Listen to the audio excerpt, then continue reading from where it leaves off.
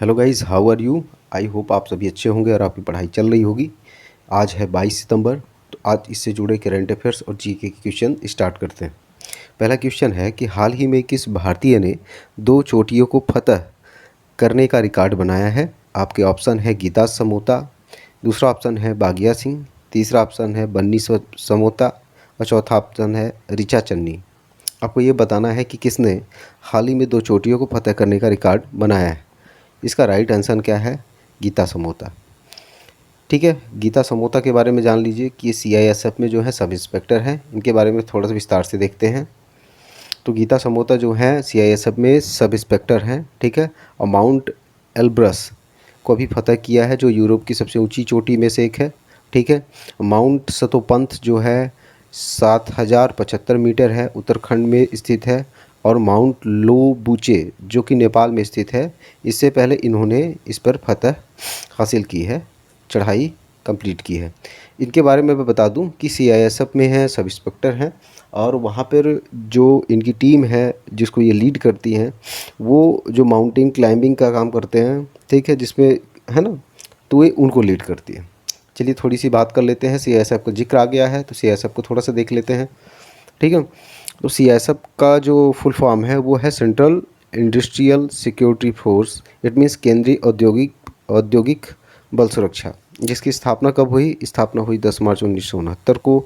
ठीक है, गठन घटक कौन से हैं? तो गठन घटक कौन से हैं? केंद्रीय औद्योगिक सुरक्षा बल अधिनियम 1968। ध्यान रखिएगा, एक्ट जो है 1968, ये इंपॉर्टेंट है। ये आता भी है, एसएससी के एग्ज़ाम में पूछा जा चुका है। ठीक है, इसका मुख्यालय कहाँ है? तो मुख्यालय है नई दिल्ली। इसकी जो मातृ संस्था है वो कौन सी है? तो उसकी मातृ संस्था जो है केंद्रीय सशस्त्र पुलिस बल है। ध्यान रखिएगा कि केंद्रीय सशस्त्र पुलिस बल के 5 जो हैं सुरक्षा बल हैं, जिनमें से एक है सीआईएसएफ। वर्तमान में इसके महानिदेशक की बात कर लें तो M.A. गणपति जो हैं, जो भारतीय पुलिस सेवा से बिलोंग करते हैं, तो वो इसके महानिदेशक हैं। चलिए आते हैं अगले क्वेश्चन पे चलते हैं। हाल ही में FSSAI का तीसरा राज्य खाद्य सुरक्षा सूचकांक 2021 कितने मापदंडों में जारी किया गया है? ध्यान दीजिए, क्वेश्चन ये पूछ रहा है कि राज्य खाद्य सुरक्षा सूचकांक 2021 जो कि तीसरा संस्करण है, कितने मापदंडों में जारी किया गया है? ऑप्शन है 5, फिर 9, फिर 13, फिर 17। आपको ये बताना है कि इसका राइट आंसर क्या होगा। तो इसका राइट आंसर है 5। ठीक है, थोड़ा सा इसके बारे में देख लेते हैं। तो FSSAI का तीसरा राज्य खाद्य सुरक्षा सूचकांक 2021 की बात हम कर रहे हैं। तो सबसे पहले ये चीज़ आपको ध्यान देना होगा कि ये किसके से संबंधित है। तो ये जो है किसने किया? तो ये केंद्रीय स्वास्थ्य एवं परिवार कल्याण मंत्री मनसुख मांडवीय द्वारा जो है ये सूचकांक जारी किया गया। ठीक है, मापदंड आपको बताया गया। मापदंड, इसमें 5 मापदंड का उपयोग किया गया था। फिर देखिए, आ जाइए आगे। भाई मनसुख मांडवीय ने न केवल इस सूचकांक को जारी किया, इसके अलावा 19 मोटल टेस्टिंग वैन को भी उन्होंने हरी झंडी दी। तो वो मोबाइल टेस्टिंग वैन जो 19 अभी इन्होंने हरी झंडी दी है, उसके बाद अब इसकी कुल संख्या हो गई 109।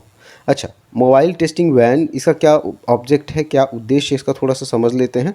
तो इसका उद्देश्य जो है फूड सेफ्टी ऑन व्हीकल्स है। ठीक है, इसका मतलब क्या है? ये देखिए, वर्तमान में जो टेस्टिंग वैन जो है, ये जो मोबाइल टेस्टिंग वैन है, ये खाद्य से जुड़ी हुई टेस्टिंग को करेगा।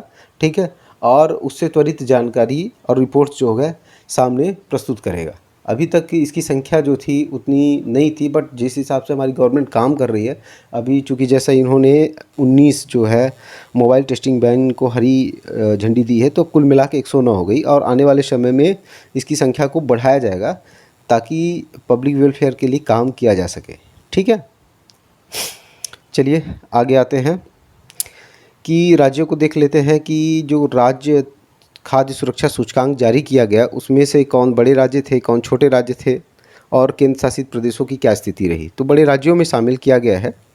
यस, बड़े राज्यों में शामिल हैं गुजरात, केरल और तमिलनाडु। जबकि छोटे राज्यों में गोवा, मेघालय और मणिपुर है। केंद्र शासित प्रदेशों की बात कर ली जाए तो जम्मू कश्मीर, अंडमान निकोबार द्वीप समूह और नई दिल्ली। तो ये जो था ये हमारा राज्य खाद्य सुरक्षा सूचकांक 2021 का संक्षिप्त विवरण था। चलिए आगे चलते हैं। हाल ही में द्विपक्षीय अभ्यास समुद्र शक्ति का तीसरा संस्करण अभ्यास किन देशों के मध्य किया जा रहा है? ध्यान रखिएगा, ये पूछ रहा है कि पहली चीज़ ध्यान रखिए कि ये कैसी किसकी बात कर रहा है? द्विपक्षीय की बात कर रहा है, ठीक। दूसरी ये बात कर रहा है समुद्र शक्ति, ठीक है। तीसरी ये बात कर रहा है तीसरा संस्करण का अभ्यास किन देशों के मध्य हो रहा है, ठीक है। तो आपके ऑप्शंस है भारत इंडोनेशिया, भारत चाइना, भारत और श्रीलंका, भारत और जापान। तो इसका राइट आंसर क्या होगा? इसका राइट आंसर होगा भारत और इंडोनेशिया, ठीक। चलिए आगे चलते हैं, इसको थोड़ा सा समझ लेते हैं। तो द्विपक्षीय अभ्यास समुद्र शक्ति की बात कर रहे हैं, तो तीसरा संस्करण है, ठीक है, जो कब से कब हो रहा है? वो 20 सितंबर से हो रहा है 22 सितंबर के मध्य, ठीक है। किसके किसके बीच होगा? भारतीय और इंडोनेशियन नौसेना के मध्य होगा, ठीक है। चलिए, भारत की एक्ट जो है, ईस्ट नीति जो है, उसके अनुसरण में अभ्यास समुद्र शक्ति की कल्पना 2018 में द्विपक्षीय आईएन एंड आईडीएन अभ्यास के रूप में की गई थी, ठीक है। इसका कहने का मतलब ये है कि 2018 में जो भारत की ईस्ट नीति जो है कि जो पूर्वोत्तर में उसको कैसे काम करना है, ठीक है, उसके लिए क्या पॉलिसी रखेंगे, ठीक है, उसके संबंध में है। चलिए आगे बढ़ते हैं।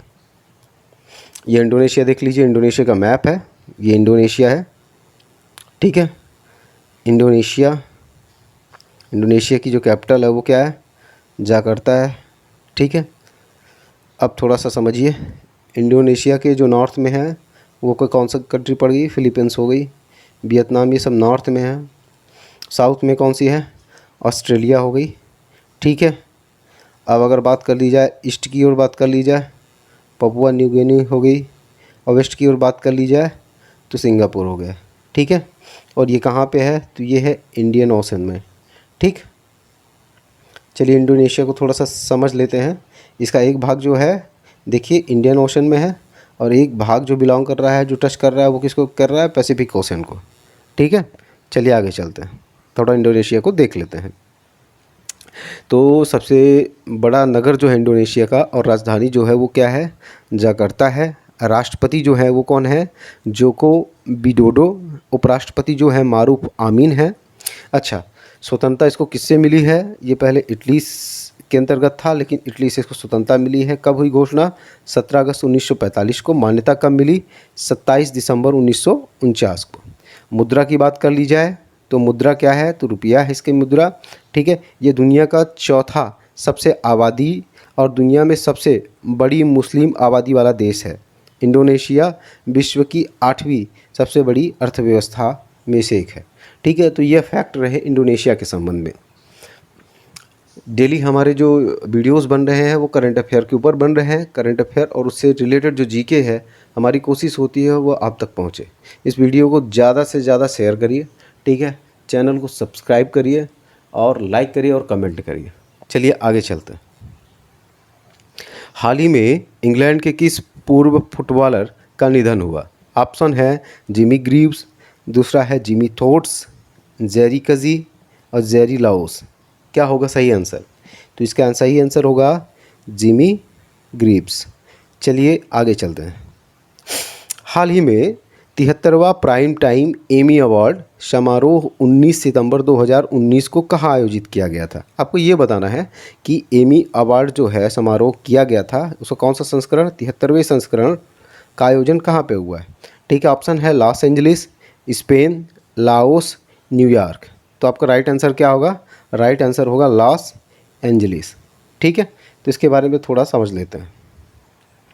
लॉस एंजलिस जो है कैलिफोर्निया में आयोजित हुआ एमी पुरस्कार, ठीक है, जिसे अक्सर एमी कहा जाता है, यह टेलीविज़न निर्माण पुरस्कार है। ध्यान रखिएगा किससे संबंधित है? यह टेलीविज़न निर्माण पुरस्कार है।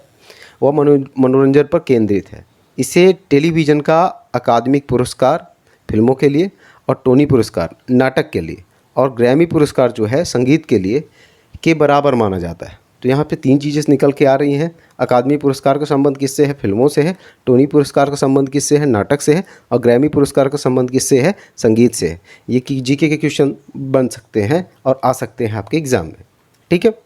देश की बात कर लिया जाए तो एमी जो है पुरस्कार, उसका जो संबंध है वो अमेरिका से है। प्रथम जो सम्मान दिया गया था वो कब दिया गया था? वो दिया गया था 1949 को। चलिए आगे चलते हैं। हाल ही में किस देश को आधिकारिक तौर पर संघीय सहयोग संगठन SCO के पूर्ण सदस्य के रूप में स्वीकार किया गया है? आपके ऑप्शन है ईरान, दूसरा ऑप्शन है इराक, तीसरा ऑप्शन है अफगानिस्तान, चौथा ऑप्शन है स्पेन। इसका सही आंसर क्या होगा? तो इसका सही आंसर है ईरान। ध्यान रखिएगा, ईरान है सही आंसर, इराक नहीं, ईरान। ठीक है, इसको थोड़ा सा देख लेते हैं। जो SCO है, संघीय कोऑपरेशन ऑर्गेनाइजेशन, इसका जो नवीन सदस्य देश है वो कौन सा है? ईरान है। ठीक है, इसके मुख्यालय की बात कर ली जाए तो मुख्यालय कहाँ है? बीजिंग चीन में है। महासचिव कौन है? Vladimir Norov. ठीक है, स्थापना कब हुई है? तो 15 जून 2001 को हुई है स्थापना। स्थायी सदस्य की बात कर लेते हैं तो रूस, चीन, Tajikistan, Kazakhstan, Uzbekistan, Kyrgyzstan, Bharat और पाकिस्तान। ठीक है, इस तरह से टोटल 8 जो है सदस्य थे। ईरान के आ जाने के बाद अब टोटल कितने सदस्य हो गए? अब हो गए 9 सदस्य। ठीक है, अब इतना बड़ा संगठन है तो अपने काम करता होगा, और काम को वो किस भाषा में करता है तो इसकी आधिकारिक भाषा क्या हो गई? ठीक है, तो आप यहाँ पे देखिए जो इसकी प्रोमिनेंट जो कंट्री है तो वो है चाइना और रूस। ठीक है, तो जो इसकी आधिकारिक भाषा भी है वो कौन सी होगी? चीनी और रशिया ही है। ठीक है, चलिए आगे। हाल ही में HDFC बैंक ने किस प्रमुख भुगतान कंपनी के साथ अपने साझेदारी की घोषणा की? पहला ऑप्शन है पेटीएम, दूसरा ऑप्शन है फ़ोनपे, तीसरा ऑप्शन है गूगल पे, चौथा ऑप्शन है यूनो। ठीक है, तो आपको ये बताना है कि HDFC ने किस भुगतान कंपनी के साथ अपनी साझेदारी की घोषणा की है। आपका सही आंसर होगा पेटीएम। ठीक है, HDFC कैसा बैंक है? HDFC जो है निजी स्वामित्व का बैंक है। ठीक है, जो दूसरा लास्ट ऑप्शन है यूनो, यूनो का संबंध किससे है? यूनो का संबंध है SBI से। ये SBI की भुगतान कंपनी या सिस्टम है। ठीक है, तो चलिए थोड़ा सा इसको देख लेते हैं। HDFC, ठीक है, तो पेटीएम के साथ ही अपनी साझेदारी की घोषणा कर चुका है। HDFC का मुख्यालय जो है वो मुंबई महाराष्ट्र में है। हमने आपको बताया था कि बैंकों का बैंक जो होता है RBI होता है, और उसका मुख्यालय भी कहाँ पे है? मुंबई में है। इसके अलावा हमने आपको ये भी बताया कि भारत का सबसे बड़ा जो व्यापारिक बैंक है वो SBI है, और उसका भी मुख्यालय कहाँ पे है? मुंबई में ही है। ठीक है, HDFC के बारे में आगे चलते हैं। किसके MD और CEO जो हैं शशिधर जगदीशन हैं। इसकी टैग लाइन क्या है? इसकी टैग लाइन है हम आपकी दुनिया को समझते हैं। ठीक है, और ये बिल्कुल सही बात है। सबसे ज़्यादा लोन के लिए जो फ़ोन आते हैं वो HDFC से ही आते हैं, तो इस मामले में तो आप हमको समझते हैं। ठीक है, चलिए पेटीएम की बात कर लेते हैं। तो पेटीएम का मुख्यालय जो है वो नोएडा में है, नोएडा उत्तर प्रदेश में आता है। ठीक है, इसके संस्थापक और CEO जो है वो कौन है? तो वो है विजय शेखर शर्मा। इसकी स्थापना कब हुई? तो वो हुई है 2009 में। ठीक है, अच्छा एक चीज़ और यहाँ पे देखिए, एक फैक्ट और डाला गया है कि बधिरों के अंतर्राष्ट्रीय सप्ताह के रूप में मनाया जाता है। ठीक है, तो समझिए बात को। बधिरों को जो बधिर होते हैं तो उनके लिए जो है 26 सितंबर जो होता है, ठीक, 20 से 26 सितंबर का जो सप्ताह होता है वो international week of the deaf, मतलब जो सुन नहीं सकते, ठीक है, उनके लिए ये सप्ताह मनाया जाता है। ठीक है ना, तो विश्व जो संघ है उसने बहिरों का विश्व संघ जो है स्थापित किया गया, कब किया गया? 23 सितंबर 1951 को किया गया। कहाँ पे? रोम, इटली में किया गया। वर्तमान में इसके जो अध्यक्ष है वो कौन है? जोसेफ मरे। ठीक है, ये चीज़ ध्यान रखिएगा कि पहले जो 2014 तक, ठीक है, विकलांग शब्द का प्रयोग किया जाता था, तो गवर्नमेंट की मंशा के अनुसार हर जगह दिव्यांग शब्द का प्रयोग किया जाता है और बधिरों को उसी श्रेणी में रखा जाता है। ठीक है, चलिए आगे। हाल ही में विश्व बौद्धिक संपदा संगठन द्वारा जारी ग्लोबल इनोवेशन इंडेक्स 2021 में भारत को किस स्थान पर रखा गया? आपको ये बताना है कि हाल ही में विश्व बौद्धिक संपदा संगठन द्वारा जो इंडेक्स जारी किया गया उसमें भारत का स्थान क्या है? ऑप्शन है 45, फिर 46, फिर 38, फिर 20। सही उत्तर क्या होगा? तो इसका सही उत्तर होगा 46। चलिए देखते हैं इसके बारे में थोड़ा सा। तो ग्लोबल इनोवेशन इंडेक्स 2021 की रैंकिंग थोड़ा सा देख लेते हैं। तो फर्स्ट रैंक में है स्विट्ज़रलैंड, सेकंड में है स्वीडन, थर्ड में है अमेरिका, फोर्थ में है यूके, जबकि 46th जो प्लेस है, जो 46वां स्थान है, वो है भारत का। ठीक है, अब देख लीजिए कि ग्लोबल इनोवेशन इंडेक्स क्या है, क्या थोड़ा सा इसका कॉन्सेप्ट समझ लेते हैं। तो दुनिया भर के 132 देशों और अर्थव्यवस्थाओं के नवाचार प्रदर्शन के बारे में विस्तृत मैट्रिक्स प्रदान करता है। इसके 80, ध्यान रखिएगा कितने, 80 संकेतक राजनीतिक वातावरण, शिक्षा, बुनियादी ढांचे और व्यापार परिष्कार सहित नवाचार की व्यापक दृष्टि को पता लगाते हैं। ठीक है, WIPO की बात कर रहा है। WIPO के बारे में देख लेते हैं। विश्व बौद्धिक संपदा संगठन का थोड़ी सी बात कर लेते हैं। तो इसका मुख्यालय कहाँ है? मुख्यालय हो जाता है जिनेवा। किस कंट्री में है? स्विट्ज़रलैंड में। स्थापना कब हुई? 14 जुलाई 1967 को हुई। वर्तमान में कितने सदस्य हैं? तो 193 सदस्य हैं। ठीक है, इसके महानिदेशक की बात कर ले तो महानिदेशक इसके वर्तमान में कौन है? Daren Tang. ठीक है, तो चलिए आगे देखते हैं। कनाडा के नवीन प्रधानमंत्री कौन बनेंगे? आपके ऑप्शन है Justin Trudeau, Jerome H Powell, Emmanuel Macron और थेरेसा मे। आपका राइट आंसर क्या होगा? तो इसका राइट आंसर क्या है आपको बताना है। इसका राइट आंसर है जस्टिन ट्रूडो। जस्टिन ट्रूडो के बारे में थोड़ा सा देख लेते हैं। ठीक है, तो जस्टिन ट्रूडो किस पार्टी से हैं? ये लिबरल पार्टी से हैं। कितनी बार? 3 लगातार 2015 से। जो विपक्षी दल है वो सब कौन है? वर्तमान में जो विपक्षी दल है वो कंजर्वेटिव पार्टी है। ठीक है, कनाडा के बारे में थोड़ा सा देख लें। इसकी राजधानी जो है ओटावा हो गई। ठीक है, गवर्नर जनरल कौन है? मैरी साइमन है। मुद्रा की बात कर लेते हैं। तो मुद्रा क्या है?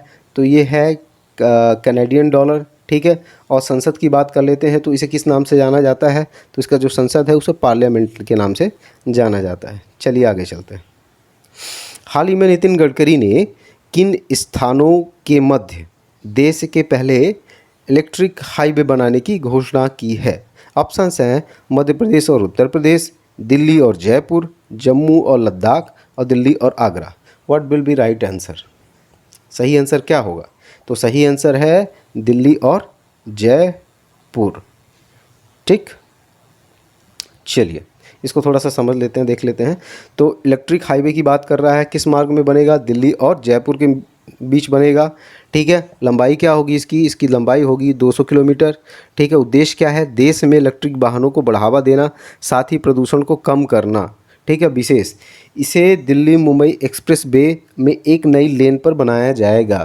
ठीक है, तो वर्तमान में जो स्थिति चल रही है, जिस तरह से प्रदूषण बढ़ रहा है, जिस तरह से समस्याएं आ रही हैं, तो हर देश की सरकार इसमें जोर दे रही है कि वो यातायात को तो कम से कम उसका विद्युतीकरण कर पाए।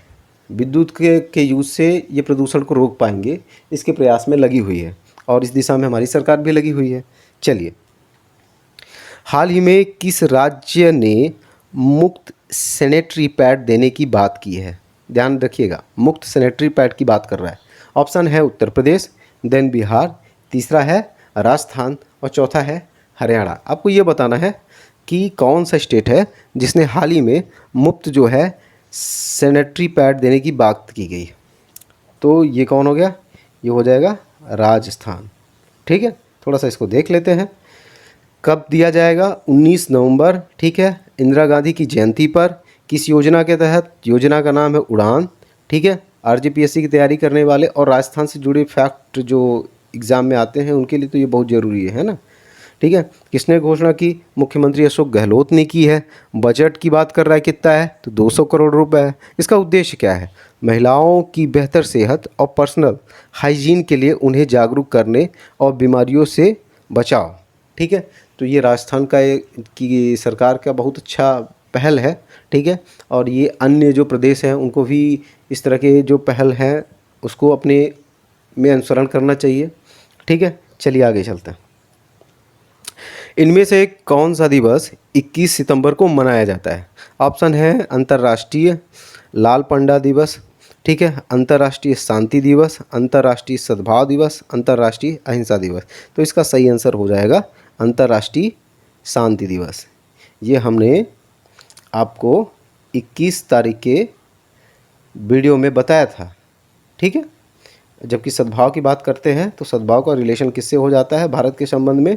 ये राजीव गांधी की से संबंधित हो जाता है। ठीक है, इसको थोड़ा सा देख ही लीजिए। तो विश्व शांति दिवस है, 21 सितंबर को मनाया जाता है। यह दिवस सभी देशों और लोगों के बीच स्वतंत्रता, शांति और खुशी का एक आदर्श माना जाता है। विश्व शांति दिवस मुख्य रूप से पूरी पृथ्वी पर शांति और अहिंसा स्थापित करने के लिए मनाया जाता है। अच्छा, सद्भावना दिवस की बात कर ली गई, तो ये कब मनाया जाता है? तो ये मनाया जाता है 20 अगस्त को। ठीक है, इसे समरसता दिवस तथा राजीव गांधी अक्षय ऊर्जा दिवस के नाम से भी जाना जाता है। यह महत्वपूर्ण दिवस भारत के दिवंगत भूतपूर्व प्रधानमंत्री राजीव गांधी जी की स्मृति में मनाया जाता है। तो यह रहा हमारा 22 सितंबर 2021 का करंट अफेयर। हमने इसे कोरिलेट किया है जीके से, जो आपके लिए बहुत ज़्यादा हेल्पफुल रहेगा। वीडियो को ज़्यादा से ज़्यादा शेयर करें, चैनल को सब्सक्राइब करें, लाइक करें और कमेंट करें। तब तक के लिए धन्यवाद।